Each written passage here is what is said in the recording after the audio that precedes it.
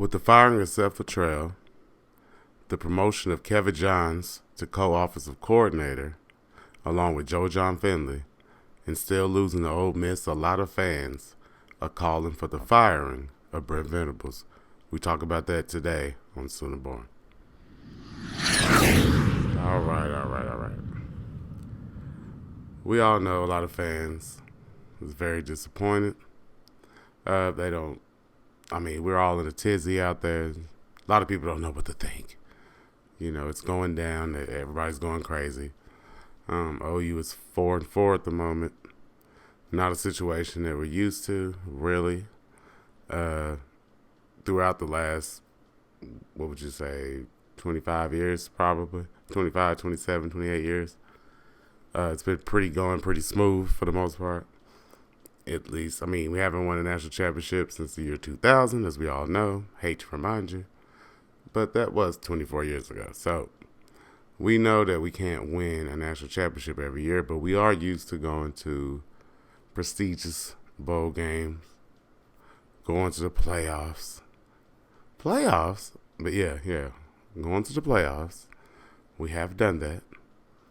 Won't happen this year. But so with all those things, where does the program and the university go next if they do what the fans not just all the fans, but a lot of the fans want them to do, which is fire Brent Venables?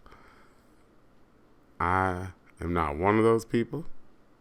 I think Brent Venables should get at least one more year to see how it turns out. But if you feel differently, that's perfectly fine.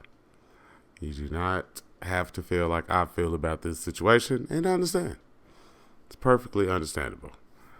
A lot of people calling for that guy out west to get. He's on the hot seat as well, according to some fans out there. And that's USC I'm talking about. But we don't want to mention that. But as far as the program is concerned, I think if we fire Brent Venables, it'll be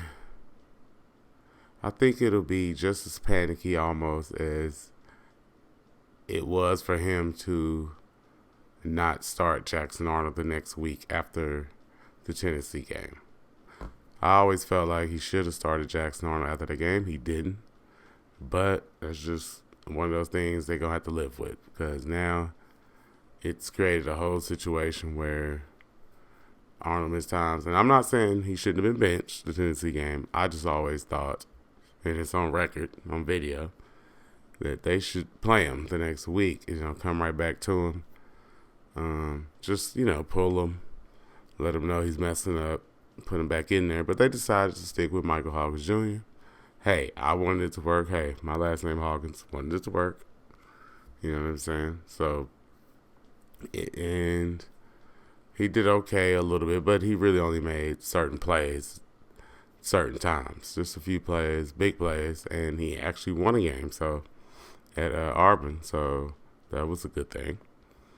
But when it comes to Brent Venables, and if we fire him, I just think that might be a little too much at the moment. I think we would turn a bad situation worse, and I think it'll just set the program back, honestly, a little bit longer. Now, keeping him could set the program back, too. So that's another situation. I guess we'll have to see what happens as far as what Joe Castiglione and everybody else in the Board of Regents and everybody decides, I can't make that call. You can't make that call. But what we're going to do is sit here and speculate. Okay? So, if they do decide to part ways with Brent Venables at the end of the 2024 season, OU will owe their third-year head coach $44.8 million. And I am looking at an article from On3, and it says, however, Oklahoma would pay Venables in monthly installments for the remaining 5 years of his contract, which was signed last June. The contract does not require Oklahoma to pay Venables a lump sum by a certain date or include reduced percentage buyout, both of which are popular in most contracts. If fired on December 1st, 2024, the day after Oklahoma concludes the regular season at LSU, Venables would receive $711,243 per month until his contract expires January 1st, 2030. The Sooners would pay Venables roughly $3.73 million per year for the next 5 years and 1 month. Okay, so the buyout drops to, like as we just mentioned, it drops to $44.8 million after the 2024 season, drops to $34.9 million after the 25 season, $26.2 million after the 26 season, $17.4 million after the 27 season, $8.5 million after the 28 season, and then $0 after 2029. The new 6-year contract approved by Oklahoma Board of Regents in June 2024 earned Venables an average of more than $8.5 million annually over the deal. The former Kansas State, Oklahoma, and Clemson assistant initially signed a 6-year, $43.5 million contract with the Sooners December 2021 when he was hired. Venables' contract is fully guaranteed. Typically, coaches' deals include a clause for a reduced percentage that institution owes the coach if fired before the end of the contract. That trend is starting to go away, highlighted by Texas A&M firing Jimbo Fisher last year for a fully guaranteed $76 million. Man, Jimbo Fisher got out with a bag, didn't he? Oklahoma's contract with Venables includes offset language. If Venables were to find a new job after the Sooners made a move on the head coach, their buyout could be reduced by the amount guaranteed by his new school. According to the contract obtained by On 3, Oklahoma provides $240,000 annually to Venables' private airfare.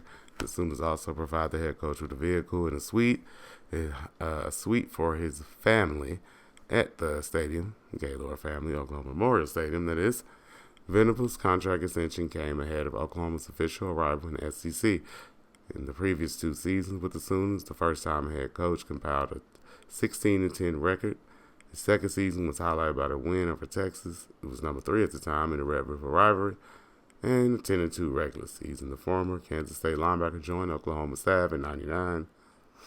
He was co-defensive coordinator, blah, blah, blah.